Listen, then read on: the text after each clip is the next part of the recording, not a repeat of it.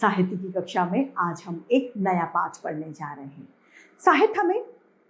साहित्य हमें सिर्फ बोलना यानी भाषा ही नहीं सिखाता, अपितु जीवन जीने की कला और उसके महत्व को भी बताता है। आज हम हमारे इस साहित्य की कक्षा में चंद्रबिंदु का ज्ञान यानी चंद्रबिंदु की मात्रा को पढ़ेंगे और समझेंगे। तो आइए बिना किसी देरी के इस पाठ को शुरू करते हैं।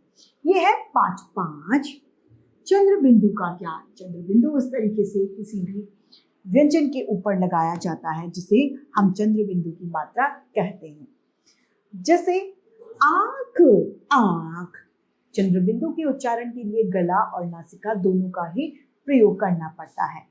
5, 5। आइए अब बोलिए।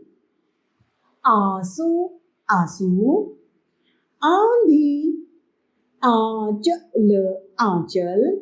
आंगन, आंगन। आंख, आंसू, आंधी, आंचल, आंगन। ये सभी किससे संबंधित है? चंद्रबिंदु की मात्रा से संबंधित शब्द है। आइए पढ़ते हैं। चांद, चांद। ऊंट, ऊंच। तांगा, तांगा। सांप, सांप। बांसुरी, बांसुरी। आइए पढ़ते हैं। गांव, गांव। कुआं। पांव, पांव। छाव, छाव। 5, 5। कांच, कांच। मुंह, मुंह। गांठ, गांठ। पूंछ, पूंछ।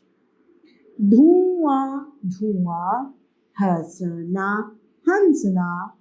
कांपना, कांपना। खांसना, खांसना। मांगना, बांसुरी। सांवली, चांदनी। लहंगा, महंगा। सांवला, कालिया। टहनिया। ये सभी अनुस्वार से संबंधित क्या है? चंद्रबिंदु से संबंधित शब्द। इससे संबंधित कुछ वाक्यों को भी पढ़ लेते हैं। चांदनी का गांव। एक थी सांवली सलोनी, सुंदर सी लड़की। वह चांदपुर गांव में रहती थी। कहाँ रहती थी? चांदपुर गांव में वो रहा करती थी। उसका नाम चांदनी था। लड़की का नाम चांदनी था। उसका गांव भी बहुत सुंदर था। गांव में हर तरफ पेड़ पौधे के होने से हरियाली थी, यानी चारों तरफ गांव में क्या थी? हरियाली छाई हुई थी। चांदनी के घर के आंगन में भी आम, नीम, आंवले के पेड़ थे, यानी उसके घर में भी पेड़ काफी सारे थे। उन पेड़ों की छांव बड़ी ठंडी यानी बहुत ठंडी थी। आंगन में एक कुआं भी था। उसका पानी बहुत मीठा था। कुएं का पानी कैसा था? कुएं का पानी मीठा था। चांदनी की माँ आंवले और अमिया का अचार बनाती थी। अमिया कच्ची आम जिसे कैरी कहते हैं उसका अचार, उसे अमिया कहा जाता है। चांदनी के पिता अचार बेचने शहर जाते थे। अपने तांगे से शहर जाते। एक बार चांदनी भी जिद करके उनके साथ शहर गई। वहां उसने सड़कों पर मोटर गाड़ियां, बसें, कारें आदि चलती देखी। कारखानों से निकलता धुआं देखा।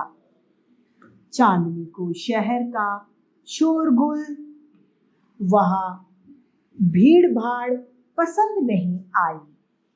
वह अपने पिता से बोली, अब मैं शहर आने की जिद नहीं करूंगी। शहर से सुंदर तो हमारा गांव है। शहर से क्या सुंदर है? चांदनी का गांव। ऐसा चांदनी को लगा। तो साहित्य की कक्षा में आज का ये पाठ यहीं समाप्त होता है। मैं उम्मीद करती हूँ आप सभी को ये समझ में आया होगा। हम फिर से आपके सामने साहित्य की कक्षा के कुछ रोचक पाठ लेके प्रस्तुत होंगे। आज के लिए इतना ही। धन्यवाद।